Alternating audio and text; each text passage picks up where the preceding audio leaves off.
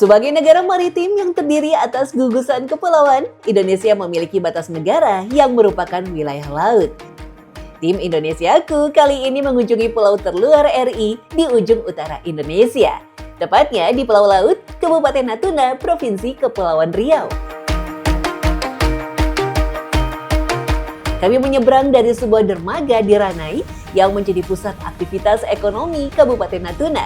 Kami menumpang kapal cepat milik Pangkalan Angkatan Laut Lanal Ranai Tengah yang bersiap dari pos air penagih. Perjalanan kami kali ini menuju ke Pulau Laut atau pulau terluar yang berbatasan dengan Malaysia Timur. Ini kita sedang ada di Pelabuhan Penagih. Nanti kita akan bertolak menuju ke Pelabuhan Tanjung Batu di Pulau Laut. Tak hanya dengan Malaysia Timur, teritorial laut di Pulau Laut juga berbatasan dengan wilayah Vietnam, Filipina, dan Hong Kong. Beruntung, perjalanan kami yang ditemani 3 personel Lanal Ranai disambut cuaca yang bersahabat. Pasalnya, ketika mendekati akhir tahun atau musim angin utara, jarang sekali ada perahu yang berani melintas ke Pulau Laut karena cuaca sedang ekstrim-ekstrimnya. Perjalanan yang kami tempuh ini kurang lebih 3-3,5 jam untuk tiba di Pulau Laut, dan sekarang juga saya bersama dengan anggota TNI AL yang memang bersiaga di pos batas negara.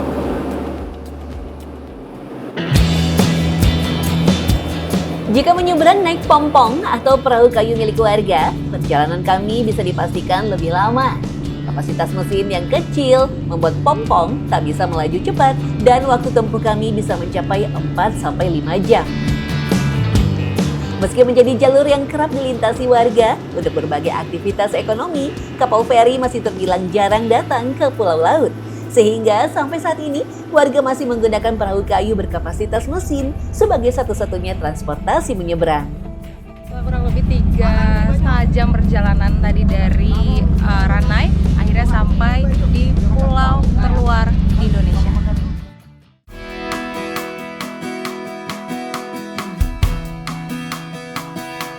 Diresmikan menjadi kecamatan pada tahun 2004, Pulau Laut sendiri terbagi menjadi 3 wilayah desa. Salah satunya adalah desa di Pelabuhan Tanjung Batu, yakni Desa Air Payang.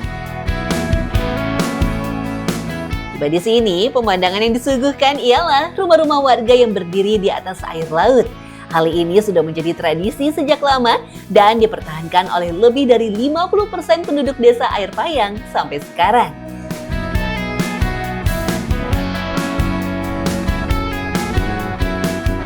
Sebagai daerah pesisir, warga Pulau Laut konsisten menjaga keasrian laut karena merupakan sumber penghasilan mereka.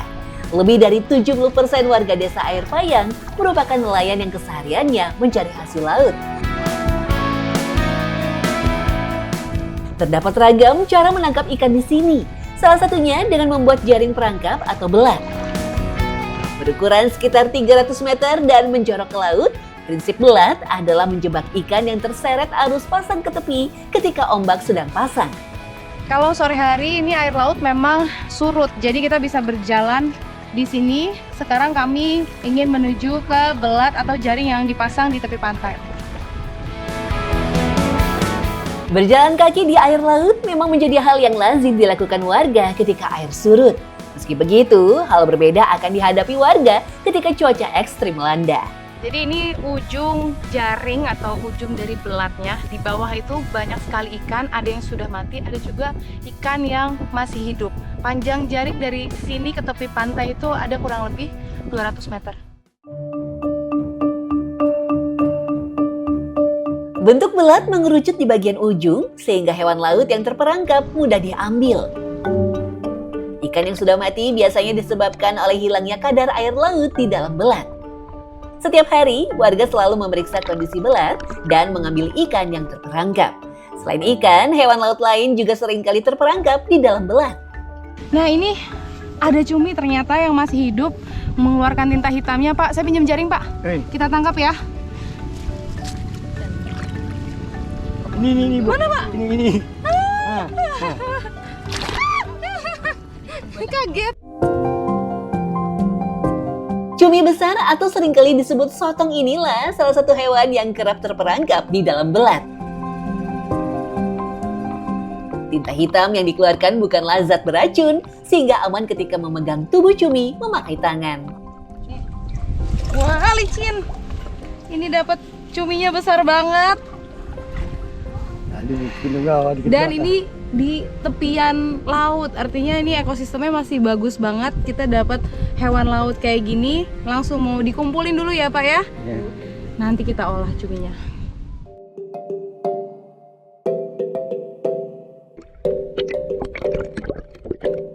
Tak hanya mendapat cumi berukuran besar, saya juga mendapati 2 ekor penyu hidup yang terperangkap.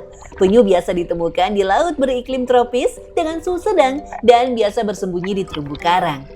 Sesuai dengan Peraturan Presiden Nomor 7 Tahun 1999 tentang pengawetan jenis tumbuhan dan satwa, semua jenis penyu yang ada di Indonesia adalah satwa yang dilindungi. Masih ada penyu hidup yang nyangkut di belat. Nah, ini kita mau lepasin agar dia keluar dari jaring dan terbebas ke lautan. Ini bukti bahwa benar-benar di Pulau Laut ini lautnya masih bagus banget, terjaga banget, sampai penyu aja ke tepi pantai sana. Laut. Nah, dadah penyu. Berat, kuat nggak kamu?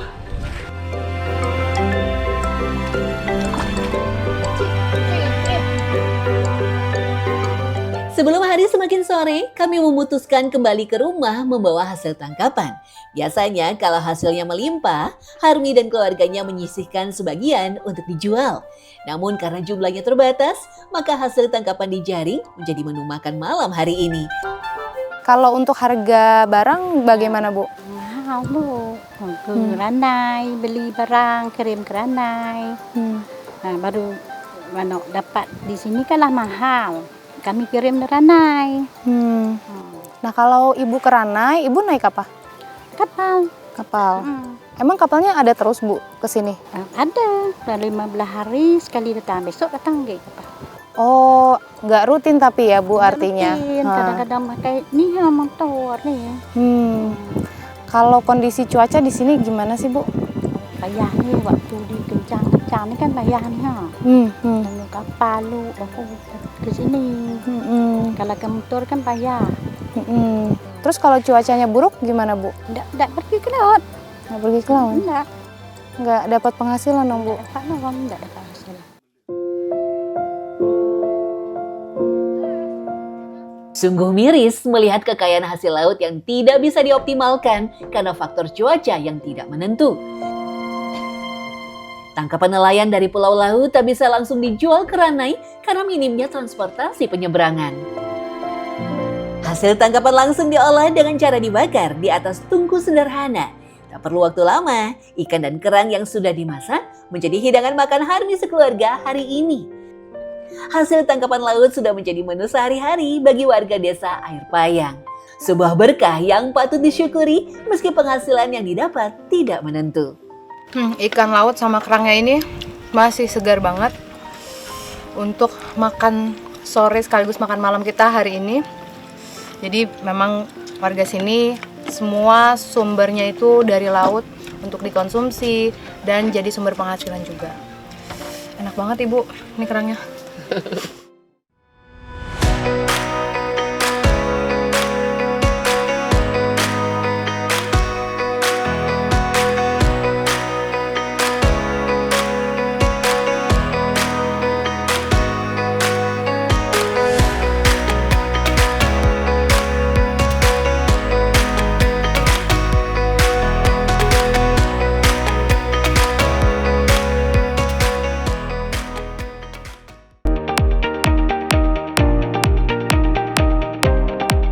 Tak hanya di desa Air Payang, wilayah desa lainnya di Pulau Laut, yakni desa Tanjung Pala, juga bergantung pada hasil laut untuk nafkah sehari-hari. Untuk mencari hasil laut, bahkan warga tak perlu memakai jaring untuk mencari rajungan. Nah, sekarang saya bersama keluarga Pak Baharudin ini sudah berada di air karena lagi surut, jadi kita bisa turun langsung untuk mencari kepiting.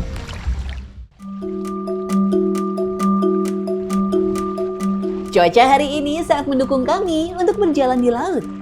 Rajungan biasanya berada di karang-karang dan pasir yang menjadi tempat persembunyian alaminya. Tak hanya orang dewasa, aktivitas mencari rajungan seperti ini juga biasa dilakukan oleh anak-anak setiap harinya. Nah sekarang udah ada di spot yang banyak kepitingnya, itu di dalam pasir putihnya.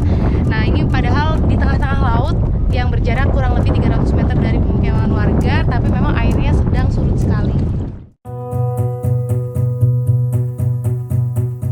Jarak lokasi rajungan diambil sangat dekat dari pemukiman. Hal ini menggambarkan betapa bagusnya ekosistem laut di sini.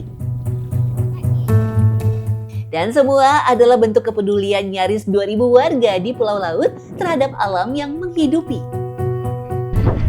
Saya dapat yang ukurannya lumayan besar. Jadi ini memang cara memegangnya juga hati-hati supaya nggak dicapit karena tajam. Pak, ini boleh tolong diikat, Pak?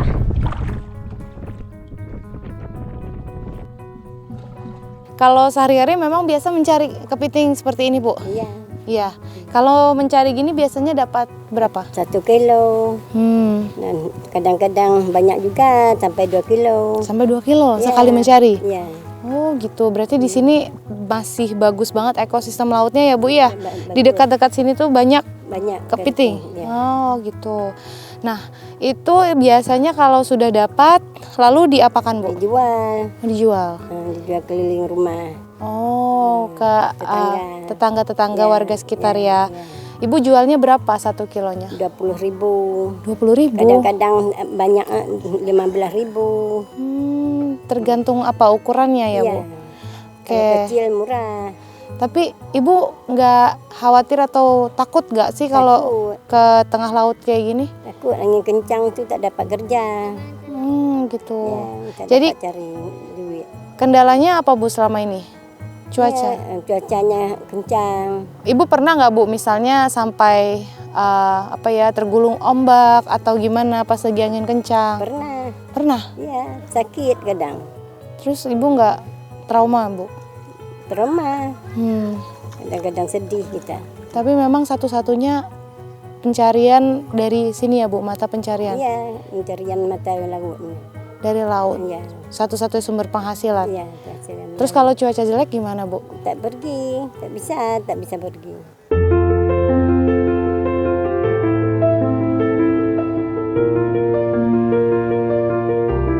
Warga pesisir di pulau terluar Indonesia seolah berjuang sendiri untuk tetap dapat bertahan hidup. Hingga hari ini, mereka belum sekalipun mendapatkan bantuan dan terguncang oleh kondisi tak menentunya cuaca. Sekarang kepitingnya kita lagi kemas ke dalam plastik seperti ini. Nanti kita jualnya sekitar 1 kilo yang harganya berapa Bu? 20.000. 20.000.